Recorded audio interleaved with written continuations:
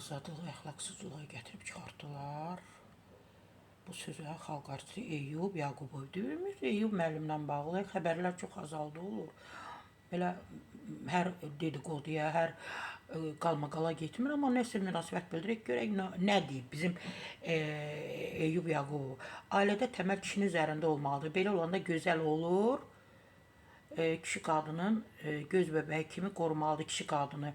Onun ən yaxın can dostu olmalıdır. Yəni kişi qadının, qadın da kişinin. Təbii ki, axşam nöqtə-aza istinad edirəm.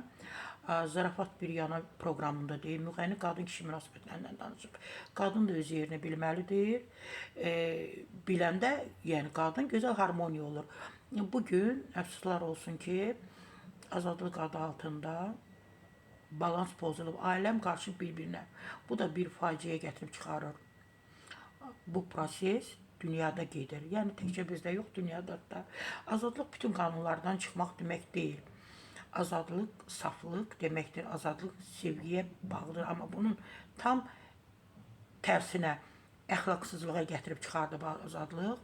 Qadın ailənin ziniyyəti, dostu, yaraşığı olmalıdır. Kişi də ailənin üstündə olmalıdır. Bəli. Nə qədər də həqiqət var dediklərində mənə zəng gəldi. Zəngdən imtina edim.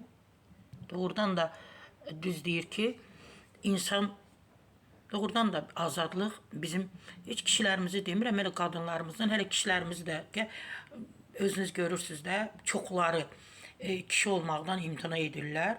Qadınlarımız da ki, demək olar ki, bəziləri təbii ki, həyatını seks üzərində, əxlaq üzərində qurub, bu belə inkar olunmaz, bu təksib olunan bir olay deyil ki, hər şey gözümüzün qarşısında baş verir.